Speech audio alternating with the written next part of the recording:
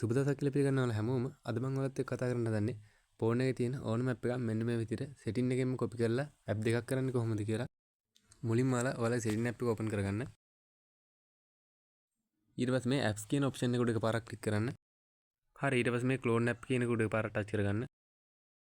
හරි ඊට පස්සේ ඔයාලට ඇප් දෙකක් කරගන්න ඕනේ ඇප් එක උඩ මෙන්න මේ විදිහට මේ ධන ලකුණ ක්ලික් කරගන්න. මම දැනට මේ WhatsApp business කියන එක උඩ ක්ලික් කරගන්නවා.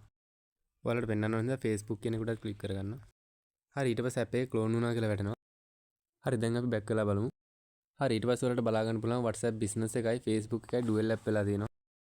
ඉතින් මේ ඇප් දෙකම ඇප් දෙකක් විදිහට වැඩ කරනවා. එකම ඇප් එක විදිහට වැඩ කරන්නේ නැහැ. ඔයාලට පෙන්වන්න මම ඕපන් කරලා පෙන්වන්න. හරි මුලින්ම මම මගේ ඔරිජිනල් Facebook එකට ලොග් කරලා පෙන්වන්න. හරි ඊට පස්සේ මම මෙන්න මේ කොපි කරගත්ත Facebook එකට ලොග් කරලා පෙන්වන්න. හරි දැන් ඔයාලට බලා ගන්න පුළුවන් මේ ඇප් දෙකක් විදිහට වැඩ කරන්නේ. ඉතින් දිගට මේ වගේ වීඩියෝ බලන්න වීඩියෝ එකට ලයික් එකක් දාලා channel එක subscribe කරලා තියාගන්න.